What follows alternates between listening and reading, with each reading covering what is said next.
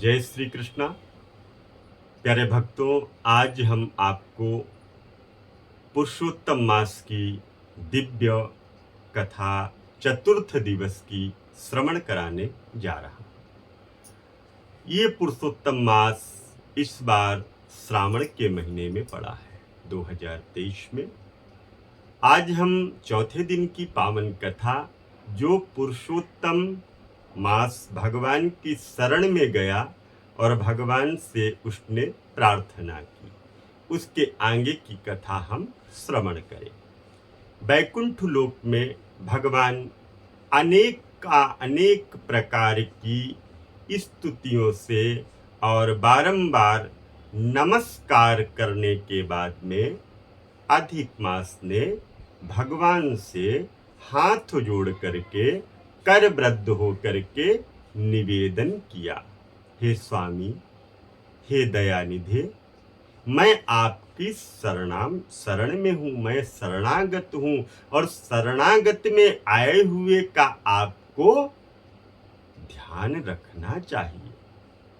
हे बलिष्ठ, लोग मुझे मलमास कहते हैं और मेरा निरादर करते हैं, मुझे अपमानित करते हैं, हे दृष्टि से मेरे को देखते हैं, मुझे स्वामी रहित और मलिन कह करके शुभ कर्मों के निमित्त मेरा त्याज्य किया जाता है।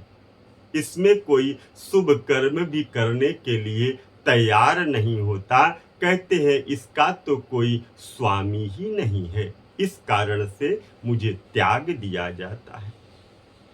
हे दीनवत्सल भगवान, कंस की कोपाग्नि में जिस प्रकार आपने वसुदेव की पत्नी देवकी को सुरक्षित किया था, उसी प्रकार वैसे ही आप मेरी रक्षा क्यों नहीं करते और आपको मेरी रक्षा करनी चाहिए। हे देवादिदेव, दावानल में ग्वालिनियों और ग्वालों की और पशुओं को बचाने के लिए दीन बंधु, आप मुझ शरणागत की भी रक्षा करो। जो आपकी शरण में आता है, आप उसकी रक्षा करते हो, उसको अभय प्रदान करा देते हो। हे गोविंद, मैं भी आपकी शरण में आया हूं, आप मेरी रक्षा करो, मुझको अभय प्रदान करो। परमात्मा से बार बार इस तरह से प्रार्थना करने लगा। जरासंध के बंधन में जिस प्रकार आपने राजाओं को मुक्त किया था, उसी तरह मैं भी आपकी शरण में हूं, आप मेरी रक्षा करो। हे दीनदयाल स्वामी, ग्राह के मुख से जिस प्रकार गज को आपने मुक्ति दिलाई थी, उसी प्रकार मैं भी आपकी शरण में हूं, आप मेरी रक्षा करो। मुझ दीन की रक्षा क्यों नहीं करते हो नारायण। इस प्रकार भांति भांति से मलमास भगवान से प्रार्थना करने लगा, विनती करने लगा। अधिक मास की इस करुण पुकार को सुन करके भक्तवांछा कल्पतरु भगवान गोविंद ने कहा कि हे पुत्र, तुम शोक मत करो, तुम शोक से दूर हो जाओ, शोकातुर हो। यह महान शोक जिससे तुम व्याकुल हो रहे हो, कौन सा है? तुम अब शोक को त्याग दो, मैं तुम्हारा दुख अवश्य दूर करूंगा और जो तुम्हारा दुख है उस दुख को मैं दूर करूंगा। प्राणी मेरी शरण में आ जाने के बाद में उसे कोई दुख नहीं रहता। तुम मृत्यु की कामना क्यों करते हो? तुम तो मेरी शरण में आ गए हो, यह स्पष्ट कहो, अब शांत हो जाओ। मलमास भगवान से प्रार्थना करता है और भगवान उसको आश्वासन देते हैं। भगवान के ऐसे वचनों को सुन करके मलमास ने दीर्घ श्वास को लिया और हे भगवान, आप आकाश की भांति संपूर्ण विश्व में व्याप्त व्याप्त हैं, जिस तरह आकाश संपूर्ण विश्व में है, हे गोविंद आप उसी तरह व्याप्त हैं। आपसे क्या कुछ छिपा है? आप चर अचर सब में व्याप्त हैं। आप सर्वयाक्षी हैं, सर्व साक्षी हैं, विश्व दृष्टा हैं। चर अचर आप में ही व्याप्त है। निरंकार निरंजन निराकार रूप में भी आप समस्त जगह निवास करते हैं। क्षण लव मुहूर्त दिवस रात्रि मास पक्ष आदि अपने अपने स्वामी से आदेश पाकर सदा निर्भय होकर के आनंदित रहते हैं। परंतु मेरा कोई स्वामी नहीं है, मेरा कोई नाम नहीं है और मेरा कोई आश्रित नहीं है।